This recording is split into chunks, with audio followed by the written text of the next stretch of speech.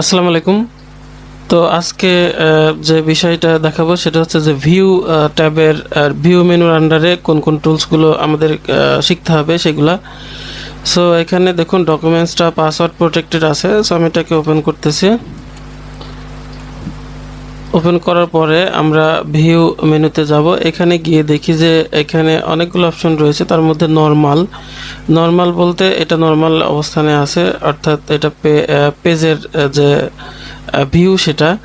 তো এখানে যদি পেজ ব্রেক প্রিভিউতে ক্লিক করি তাহলে এটা দেখুন যে এটা পেজ ব্রেক প্রিভিউ মানে 1 নম্বর পেজে কতটুকু আছে, যেমন 1 নম্বর পেজে আছে এইটুকু।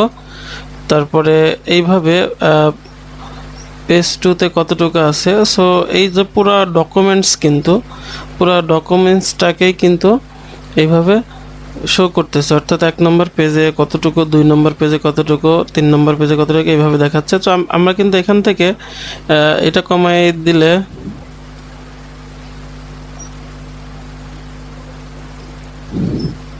যেমন দেখুন যে এটা এখনো 1 নম্বর পেজে আছে। ওকে,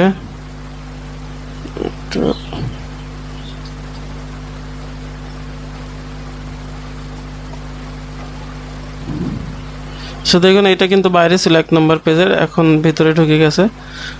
সো আমরা এইভাবে আসলে করতে পারি। এই যে 10 নম্বর পেজে 11 নম্বর পেজে কিছু নাই, এভাবে আমরা এখান থেকে টেনে কিন্তু পেজ সেট আপ করে ফেলতে পারি।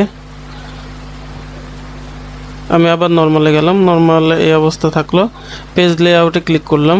এবার পরের অপশন পেজ লেআউটে ক্লিক করার পরে এইখানে দেখতেছি যে এইটা হচ্ছে 1 নম্বর পেজ, অর্থাৎ এটা বাইরে চলে গেছে। সো এখানে আমরা যদি আবার সেই পুরোনোতে একটু টেনে দিই, একটু কমাই দিই, তাহলে দেখা যাক কি হয়।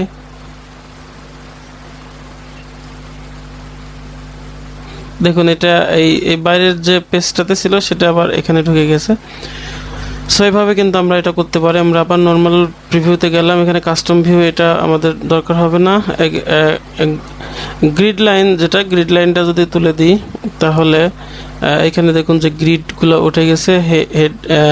হেডিংটা তুলে দিলাম, হেডিং চলে গেল। ফর্মুলা বার তুলে দিলাম উপরে, এই যে এটাকে ফর্মুলা বার বলে, ফর্মুলা বার তুলে দিলাম, তাহলে ফর্মুলা বার চলে গেল। সো এটা এই কাজ আর কি।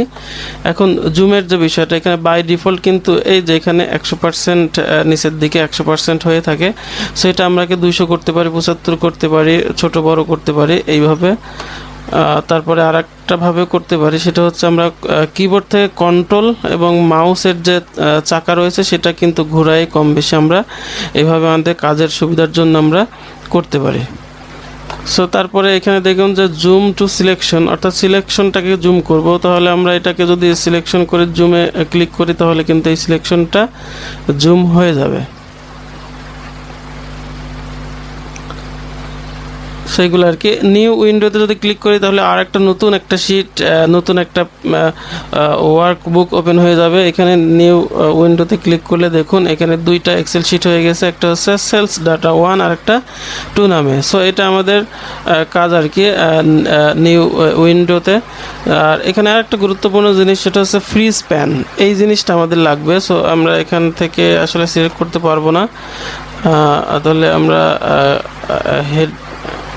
হেডিং, গ্রিড লাইন এবং ফর্মুলা বার এগুলো সিলেক্ট করে নিলাম।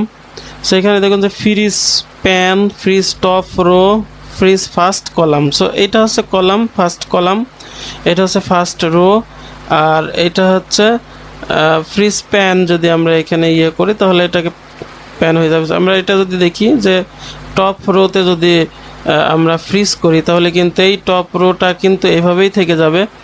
সো এইটা কিন্তু খুব গুরুত্বপূর্ণ একটা জিনিস, এটা আমাদের অনেক কাজে লাগবে। অর্থাৎ অনেক বড় যখন শিট হবে তখন নিচেরগুলো কিন্তু আমরা দেখতে পাবো। সো এটা টপ ফ্রিজ গেল, মানে আনফ্রিজ প্যান করে দিলে আবার দেখুন এটা উপরের দিকে উঠে যাবে। সো এটা আমাদের কাজ আর কি। আর এখানে আরেকটা জিনিস, সেটা হচ্ছে ম্যাক্রোর কাজ আমি পরে দেখাবো। এই ম্যাক্রো এমন একটা অপশন যেটাতে আমরা রেকর্ডিং করে অনেক কাজ করতে পারবো, অর্থাৎ প্রতিদিন যে কাজ করি সেটা কিন্তু রেকর্ডিং করে করতে পারবো, কোড ব্যবহার করে করতে পারো, অটোমেশন ফাইলের ক্ষেত্রে, ডাটা এন্ট্রি সফটওয়্যার বানানোর ক্ষেত্রে এই ম্যাক্রোজ কাজ করে। সো আজকে এই পর্যন্তই, এবং ভিউ মেনুর আন্ডারে যে টুলসগুলো আমাদের খুব অতি প্রয়োজন হয় সেইগুলো আমরা আজকে শিখলাম। তো আজকে এই পর্যন্তই, আল্লাহ হাফেজ।